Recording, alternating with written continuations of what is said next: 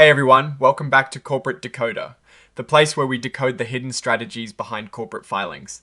Today we're diving into Gran Tierra Energy Incorporated's latest report, and let's just say there is a new face in town that might shake things up. Before we get to the juicy details, if you love getting straight insights from these dense corporate documents and want to stay ahead of the curve, make sure you hit that subscribe button. And for a deeper dive and to hang out with fellow corporate explorers, join our Discord community. The link is in the description below. So what exactly is this report all about? It is a current report, which means it is about something important that just happened, something that the company needs to tell everyone about right away. Think of it like a company's breaking news alert. The key date here is the 30th of September 2025. That is when the earliest event in this report took place. Our subject today is Gran Tierra Energy Incorporated, a company that deals in energy. They are incorporated in Delaware, which is a common place for companies to set up shop legally in the United States. This number 001-34018 is their commission file number, kind of like a unique ID card for the Securities and Exchange Commission. This tells us that Gran Tierra Energy Incorporated's common stock is traded on the NYSE American Exchange, and also on the Toronto Stock Exchange and the London Stock Exchange.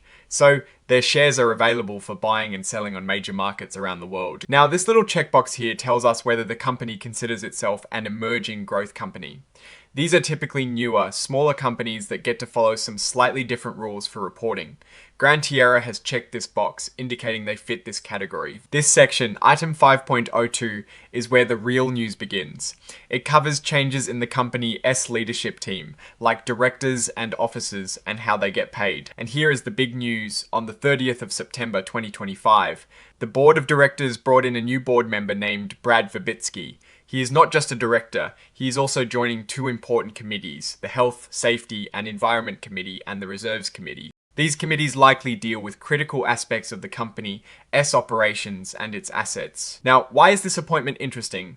Mr. Verbitsky isn't he just any outsider. He is a partner and portfolio manager at Equinox Partners Investment Management LLC, a pretty significant global investment firm. And here is the kicker. Equinox Partners currently owns a substantial chunk of Gran Tierra stock, around 14.4%. This means Mr. Verbitsky is coming in with a significant personal stake in the company's success. This isn't just a strategic hire, it is a move that brings direct investor influence to the board. Of course, he'll be paid for his time and expertise, following the usual program for directors who aren't full-time employees. They also signed a standard indemnity agreement, which is a normal way to protect directors from potential legal issues related to their work for the company. The report also states that there are no special deals or side agreements behind his selection, and he doesn't have any close family ties to other top people at Gran Tierra. Importantly, he also doesn't have any conflicts of interest related to past or present company deals that need to be reported. So, from a regulatory standpoint, his appointment seems clean on paper. Next up, we have item 7.01, which is all about Regulation FD disclosure. This regulation is designed to make sure that all investors get the same important information at the same time, preventing selective disclosure. In simpler terms, this means they're including a press release about Mr. Verbitsky's appointment as an exhibit. This press release is essentially being furnished to the public, not filed in a way that would make the company liable if anything in it turned out to be less than perfectly accurate down the line. It is a common practice to make announcements more accessible without incurring extra regulatory risk. Finally, we land on item 9.01, which covers financial statements and exhibits. This is where all the supporting documents are listed. Under the exhibits section, specific documents are detailed. We already mentioned this one. Exhibit 99.1 is the press release announcing the new director's appointment. And Exhibit 104 is the cover page interactive data file. This is essentially a digital, machine-readable version of the report's cover page, which is becoming increasingly standard for regulatory filings. And here we have the signatures, the official stamp of approval from the company's authorized representatives, confirming the accuracy of the report. The report is officially signed on the 3rd of October 2025, and it is signed by Ryan Elson, who holds the title of Executive Vice President and Chief Financial Officer. So, the CFO is putting his name on this report, indicating he backs its contents.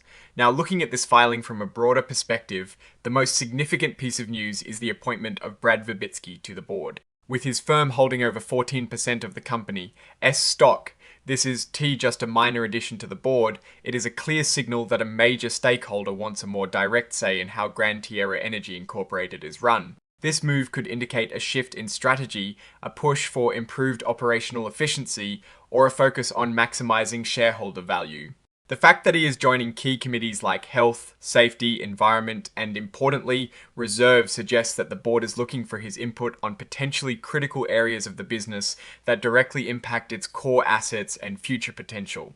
While this filing itself doesn't contain detailed financial tables to analyze, this leadership change is a huge strategic development that could very well influence the company's financial trajectory in the future.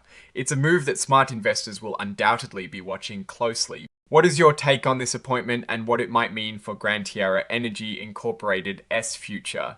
Let us know your thoughts in the comments below. If you found this breakdown helpful, please give this video a like and subscribe for more corporate insights. And don't forget to join our Discord community linked in the description for more in-depth discussions. Thanks for watching, and we'll see you in the next decode.